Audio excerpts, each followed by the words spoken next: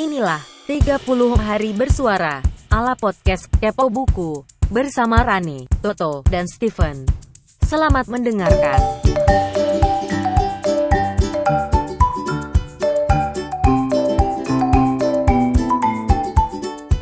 Oke, teman-teman masih di Kepo Buku edisi 30 hari bersuara dan sekarang kita masuk ke hari 29. Makin dekat dengan Makin dekat. suasana tahun baru. Tapi ngomong-ngomong tahun baru, gue tuh punya sejarah yang mengecewakan sih dengan tahun baru sebetulnya. Kenapa, Ran? Kenapa Anda mempunyai kekecewaan dengan tahun baru?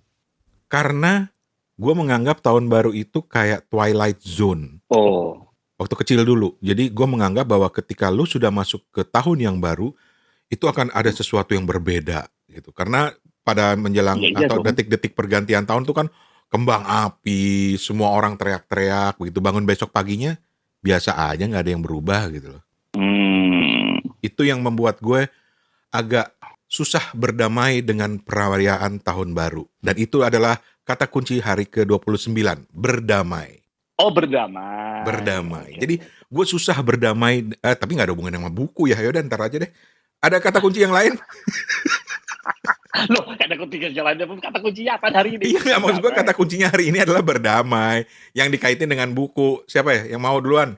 Apa yang berdamai? Fen? Steven deh, kalau yang Ya, susah. ada. Steven langsung lari ke buku tuh, langsung ada dia. Fen. Ada. Tapi aku mau koreksi dulu nih, Mbak Rini tuh kemarin nih kita cerita di Swedia, beliau tuh tinggal di Belgia. Oh, Belgia, bener. Jadi minta maaf ya, kemarin kita sebut Mbak Ase Mayani Kusen ini tinggalnya di Swedia, bukan di Swedia tapi di Belgia. Dan Belgia terkenal dengan makanan. Coklat. Oh, gue pikir tahu gejrot. Basi lagi. Basi Terima kasih. lagi. Oke, berdamai, Fen. Berdamai. Sebenarnya nih 3 topik ini tuh aku blank loh. Aku nggak ada bawa catatan apa-apa pas rekaman ini, tapi aku sangkut-sangkutin nama buku. Aku ada buku yang bisa nih buat kamu-kamu yang berdamai dengan situasi aku kesel ditanya kapan nikah melulu gitu. Judul bukunya, Oh, judul buku. Gue pikir lu lagi curhat, Fen. oh enggak. Tadi kayak gini. Judul bukunya nih ini Bang Rane Mas Toto. Bukannya aku nggak mau menikah, dari Lee Ju Yeon, dari penerbit Pop, imprintnya KPG gitu. Orang Korea. Iya, dari Korea. Oh, terjemahan. Iya, terjemahan. Udah baca atau baru lihat judulnya aja? Udah baca setengah. Terus jadi kenapa alasan lo, bukannya lo nggak mau menikah, tapi apa alasannya? Nah, di buku ini tuh kayak semacam curcol, semacam diary dari si penulis gitu ya. Mm-mm. Dia kan dipaksa-paksa mulu nih, segera nikah, segera punya anak, biar bapaknya tuh punya cucu gitu lah ya. Mm. Tapi ya itu, lewat buku ini tuh dia kayak menumpahkan segala keluh kesahnya tuh loh. Dan bisalah ini untuk buku dengan topik berdamai gitu. Salah satunya tuh kan kita bisa berdamai itu lewat kita tulisin jurnal, kita tulisin pantulan bayanganku di cermin sangat jelek. Aku seperti perempuan yang kehilangan semangat hidup karena dicampakkan oleh laki-laki yang dia cintai. Seperti Jun yang berkelana mencari budak yang kabur. Nah, gitu-gitu deh pokoknya, personal lead dan enak untuk diikutin lah. Kocak juga gitu. Oh, ini novel atau apa sih? Ini kayak ini di belakangnya ditulisnya ini Bang Rane, self improvement tapi. Terus lu kenapa ngelihatnya ke gue kalau ngomong self improvement? Nggak gitu dong caranya, Fen. Oke. Tapi ini bukunya seru buat dibaca anak muda sama orang-orang yang generasi orang tua juga kali ya. Karena Karena ini ya topik-topik yang lagi hangat-hangatnya nih. Tapi menarik tadi karena lu nyebut personal lead. Iya. Apa itu? Personal lead itu apaan ya? Lead. Seperti dia lebih ngebahas kehidupan personalnya dia gitu ya. Oh, oke. Menarik. Jadi kalau misalnya dari jurnal, dari diary jadi buku itu juga bisa ya, bisa disebut juga itu kayak semacam itu kali ya. Iya, bisa. Oke, berarti catatan seorang demonstran personal lead juga tuh. Bisa ngamuk penggemar Sogi. Oke, berdamai, Tok. Berdamai. kata berdamai itu mengingatkan gue di 1 tahun lebih atau 2 tahun lah, gue udah berdamai dengan buku-buku fiksi. Serius nih. Dengan buku Iya. fiksi. Iya. Ceritain dong perjalanan lu berdamai dengan buku fiksi. Iya, jadi gue udah mulai berdamai dengan ketidakmampuan gue gitu, dan gue udah cukup lah mengatakan bahwa buku fiksi itu susah dibaca. Ternyata enggak juga gitu.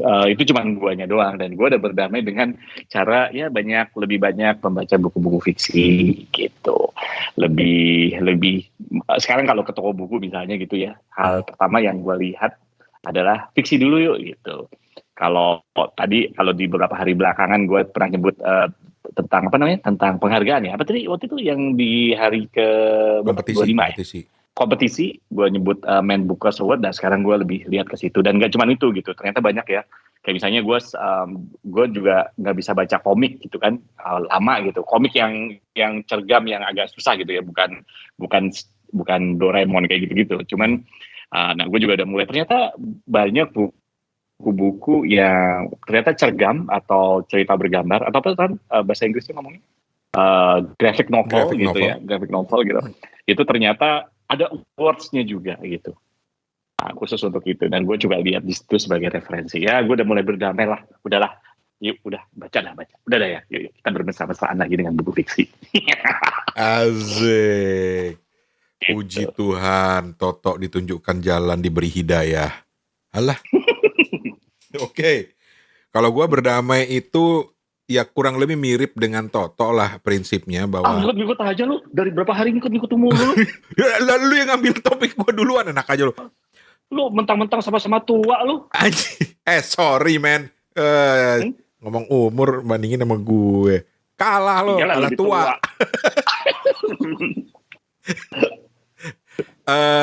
Buat gue berdamai itu lebih kepada berdamai dengan buku-buku self-help.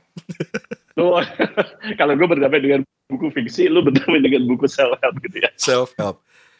Dalam artian gini, gue itu mungkin kelewat nyinyir, dan itu dari tahun-tahun sebelumnya kan gue selalu cerita, gue selalu kelewat nyinyir dengan buku self-help. Tapi kemudian setelah berdamai, bukannya berarti kemudian gue baca buku self-help apapun, tapi gue jadi lebih selektif. Jadi gue lebih memberikan kesempatan kepada buku-buku dengan tema self-help itu untuk masuk ke dalam otak gue. Tapi gue selektif, gue berusaha selektif. Minimal udah mulai baca.